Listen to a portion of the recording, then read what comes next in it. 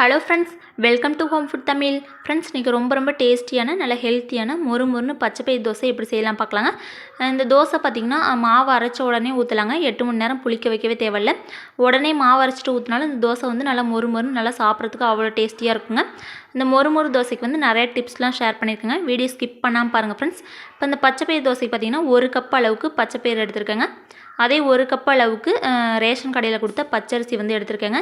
இப்போ இந்த தோசைக்கு பார்த்திங்கன்னா நீங்கள் 1 கப் அளவுக்கு அரிசி எடுத்திங்கன்னா 1 கப் அளவுக்கு பச்சைப்பயிறு சேர்த்தா தாங்க கரெக்டாக இருக்கும். நீங்கள் கோபர் மாதிரி குமிச்சு எடுத்திங்கன்னா அதே அளவுக்கே பார்த்திங்கன்னா அந்த பயிறு அரிசியோட அளவு கரெக்டாக போட்டுக்குங்க. இப்போ இந்த பயிரும் அரிசியும் பார்த்திங்கன்னா தனித்தனியாக ஊற வைக்கவே தேவையில்லைங்க. ரெண்டையும் ஒன்றா மிக்ஸ் பண்ணிவிட்டு ஃபஸ்ட்டு ஒரு தடவை தண்ணி ஊற்றிட்டு நல்லா கழுவி எடுத்துக்கலாங்க. ஒரு டைம் வந்து தண்ணி ஊற்றி கழுவுனாலே போதுங்க. இதுமாதிரி கை வச்சு நல்லா தேய்ச்சி கழுவிட்டாலே அதில் உள்ள அழுக்கு எல்லாமே சுத்தமாக போயிருங்க. நம்ம இதுமாரி கை வச்சு தேய்ச்சி நல்லா சுத்தமாக கழுவும் போது அந்த ரேஷன் கடையில் வாங்கினா பச்சரிசியோட ஸ்மெல் எதுவுமே வரவே வராதுங்க. நம்மளுக்கு தோசையும் பார்த்திங்கன்னா நல்லா கலராக கிடைக்குங்க. இப்போ இந்த அழுக்கு தண்ணியை கீழே ஊற்றிடலாங்க. திரும்ப ரெண்டாவதாக ஊற்றுற தண்ணியை பார்த்திங்கன்னா மாவு அரைக்கிறதுக்காக யூஸ் பண்ணிக்கலாங்க. அதே தண்ணியை ஊற்றிட்டு மாவு அரைச்சி எடுத்துக்கலாம். இப்போ இந்த பச்சை பயிரும் அரிசி பார்த்திங்கன்னா கரெக்டாக ஒரு 4 மணி நேரம் ஊறிடுச்சுன்னா நல்லா ஊறி இருக்கும். நம்மளுக்கு மாவும் பார்த்திங்கன்னா சீக்கிரமாக அரைச்சிடலாங்க. ஒரு சிலர் 2 மணி நேரம் ஊறினா போதுமாங்க. 2 மணி நேரம் ஊறினா உங்களுக்கு மாவு அரைக்கிறதுக்கு வந்து ஒரு 20 நிமிஷம் கிட்டனா ஆகுங்க அந்த மசிஞ்சு வரத்துக்கு. அதே ஒரு 4 மணி நேரம் நல்லா ஊறிடுச்சுன்னா மாவு பார்த்திங்கன்னா ஒரு 5 நிமிஷம் 10 நிமிஷத்துலேயே சூப்பராக அரைச்சிடலாங்க.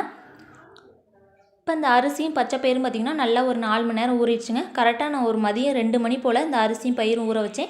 ஒரு 6 மணி போல் மிக்ஸி ஜாரில் அரைச்சோம்னா 7 மணிக்குள்ளே அந்த டின்னர் வேலையை வந்து சீக்கிரமாக முடிச்சிடலாங்க. குழந்தைங்க இருக்க வீட்லேயும் பார்த்திங்கன்னா சீக்கிரமாக அந்த வேலையை டக்குன்னு முடிச்சிடலாம். இட்லி மாவு தோசை மாவு இல்லாத டைமில் இந்த மாதிரி ஹெல்த்தியான தோசை வந்து ட்ரை பண்ணி பாருங்கள். இப்போ மிக்ஸி ஜாரில் பார்த்திங்கன்னா ஒரு 2 பஜ்ஜா அரைச்சி எடுத்துக்கிறேங்க. நம்ம வந்து எல்லாத்தையும் மொத்தமாக சேர்த்து அரைச்சோம்னா மிக்ஸி ஜார் பார்த்திங்கன்னா சீக்கிரமாக ஹீட் ஆகிட்டு ரிப்பேர் ஆயிருங்க. அதனால் 2 பஜ்ஜா அரைச்சிட்டோம்னா மாவு சீக்கிரமாக மசிஞ்சிரும். இப்போ காரத்துக்காக 2 பச்சை மிளகாய், சின்ன துண்டளவுக்கு இஞ்சி, 1/4 ஸ்பூன் அளவுக்கு ஜீரகம் சேர்த்துக்கலாங்க. கல்லுப்பு பார்த்திங்கன்னா எல்லா மாவுக்கும் சேர்த்தே நான் வந்து கல்லுப்பு கொஞ்சம் அதிகமாகவே சேர்த்துக்கிட்டேங்க. இப்போ மிக்ஸி ஜாரில் கொஞ்சமாக தண்ணி சேர்த்துக்கலாங்க. இப்போ ஸ்டார்டிங்லேயே தண்ணி வந்து அதிகமாக சேர்த்துறாதீங்க. கொஞ்சமாக சேர்த்து அரைச்சிக்கோங்க தோசை மாவு பக்குவத்தில். இப்போ இந்த மாவோட பக்குவம் பார்த்திங்கன்னா ரொம்பவும் வந்து குறைன்னு அரைக்கக்கூடாது, ரொம்பவும் நல்லா சாஃப்டாக அரைச்சிடக்கூடாதுங்க. நம்ம கை வச்சு பார்க்கும்போது ஒரு 20% மட்டும் கொஞ்சம் லைட்டாக கொஞ்சம் நரன்னு இருந்தால் கரெக்டாக இருக்குங்க. அப்போ தாங்க நம்மளுக்கு தோசை வந்து நல்லா மொறுன்னு நல்லா சூப்பராக கிடைக்கும். ரொம்ப சாஃப்டாக அந்த கோதுமை தோசை பக்குவத்தில் கரைச்சிங்கன்னா கொஞ்சம் சவுக்குன்னு இருக்கும். ஏன்னா மாவும் பார்த்திங்கன்னா நம்ம உடனே ஊற்றுறதுனால கொஞ்சம் நரப்பாக இருக்கிற மாதிரி நீங்கள் அரைச்சி எடுத்துக்கோங்க. நான் ஏற்கனவே பார்த்திங்கன்னா ஒரு 15 நாளைக்கு முன்னாடி ஒரு வீடியோ போட்டிருந்தேங்க. அதாவது ரேஷன் கடை அரிசியை மட்டுமே யூஸ் பண்ணி நல்லா சாஃப்டான வெள்ளை இட்லி வரதுக்கு நிறைய டிப்ஸோட அந்த வீடியோ பார்த்திங்கன்னா நல்லா டீட்டெயிலாக போட்டிருப்பேங்க. மாவு வந்து இந்த அளவுக்கு பக்குவமாக கரெக்டாக அரைச்சோம்னா நம்மளுக்கு வந்து இட்லி தோசை குழிப்பணியாரம் எல்லாமே சூப்பராக வருங்க. நீங்கள் அந்த வீடியோ பார்க்கலாம், கண்டிப்பாக அந்த வீடியோ போய் பாருங்கள். கண்டிப்பாக உங்கள் எல்லாருக்கும் ரொம்ப யூஸ்ஃபுல்லாக இருக்குங்க. ஏன்னா பார்த்திங்கன்னா நம்ம இட்லி அரிசி எதுவுமே கடையில் காசு கொடுத்து வாங்கவே தேவையில்லைங்க. ரேஷன் கடையில் வாங்குற அரிசியை மட்டுமே யூஸ் பண்ணி எல்லாத்துக்குமே இட்லி தோசை குழிப்பணியாரம் எல்லாமே நம்மளுக்கு பர்ஃபெக்டாக சூப்பராக வருங்க. அந்த வீடியோ வந்து பார்த்து ரெஸ்பான்ஸ் பண்ண எல்லா ஃப்ரெண்ட்ஸ்க்கும் ரொம்ப தேங்க்ஸ்ங்க. சப்ஸ்கிரைப் பண்ண எல்லா ஃப்ரெண்ட்ஸ்க்கும் ரொம்ப தேங்க்ஸ்ங்க. அந்த வீடியோ பார்த்திங்கன்னா ஓரளவுக்கு ரீச் ஆகிருக்கு. எனக்கு ரொம்ப ஹாப்பியாக இருக்குங்க. ஏன்னா யூடியூப் சேனல் ஆரம்பித்து பார்த்திங்கன்னா ஒரு 1.5 வருஷத்துக்கு மேலே ஆகுதுங்க. இந்த 1.5 வருஷத்தில் ஒரு 25,000 பேருக்கு மேலே பார்த்துருக்காங்கன்னா எனக்கு அது வந்து அந்த வீடியோ வந்து ரொம்ப மோட்டிவேட்டாக இருக்குங்க. நம்ம வந்து மக்களுக்கு வந்து ரொம்ப யூஸ்ஃபுல்லான கண்டென்ட் கொடுக்கும்போது அந்த வீடியோ எல்லாமே ஃபுல்லாக பார்க்குறாங்க, அதுக்கு வந்து ரெஸ்பான்ஸ் பண்ணுறாங்க.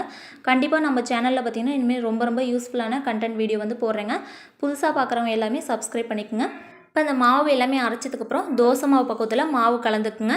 உப்பு எதுவும் பத்தலைன்னா தூளுப்பு கூட லாஸ்ட்டாக சேர்த்துட்டு கலந்துக்கலாங்க. இப்போ இந்த மாவு பார்த்திங்கன்னா புளிக்க வைக்கவே தேவையில்லைங்க. உடனே தோசைக்கல்லை சூடு பண்ணி உடனே ஊற்ற ஆரம்பிச்சிடலாம். நல்லா சூப்பராக வரும். நல்லா மெலிசாவே இந்த மாவு ஊற்றி காமிச்சிருக்கேன் பாருங்க. நம்மளுக்கு எடுக்கிறதுக்கு நல்லா சூப்பராக வருங்க. தோசைக்கல் நல்லா சூடானதும் அடுப்பை மீடியம் ஃப்ளேமில் வச்சுட்டு மாவு ஊற்றிக்குங்க. அதே மாதிரி தண்ணி தெளிச்சுட்டு நீங்கள் ஊற்றும்போது முதல் நாள் சப்பாத்தி இதுமாரிலாம் போட்டிருந்தீங்கன்னா எப்படி இருந்தாலும் நம்ம தோசை இதெல்லாம் ஊற்றும்போது ஃபஸ்ட்டு தோசை அந்த கல்லில் அப்படியே ஒட்டிக்கும். அப்படிலாட்டி எடுக்கும்போதே பிஞ்சிட்டு வரும். ஸ்டார்டிங்லேயே நீங்கள் தண்ணி தெளிச்சிட்டிங்கன்னா அந்த தோசைக்கல்லில் இருக்க டஸ்ட்டு போயிருங்க. அப்புறம் நம்மளுக்கு தோசை எடுக்கிறதுக்கு நல்லா சூப்பராக வருங்க. இப்போ இந்த மாவு எல்லாமே நல்லா மேலே வெந்ததும் இப்போ வந்து திருப்பி போட்டுக்குங்க. இந்த பச்சை பயிறு தோசை பார்த்திங்கன்னா 2 பக்கட்டும் நல்லா வேக அதுக்கப்புறம் சாப்பிடுங்க.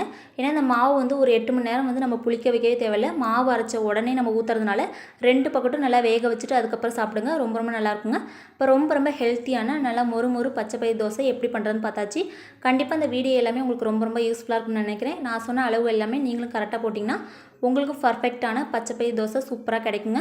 ஃப்ரெண்ட்ஸ், இந்த வீடியோ கண்டிப்பாக உங்கள் எல்லாருக்கும் யூஸ்ஃபுல்லாக இருக்கும்னு நினைக்கிறேன். வீடியோ பிடிச்சிருந்தா நம்ம சேனலை புதுசாக பார்க்குறவங்க சப்ஸ்கிரைப் பண்ணிக்கோங்க.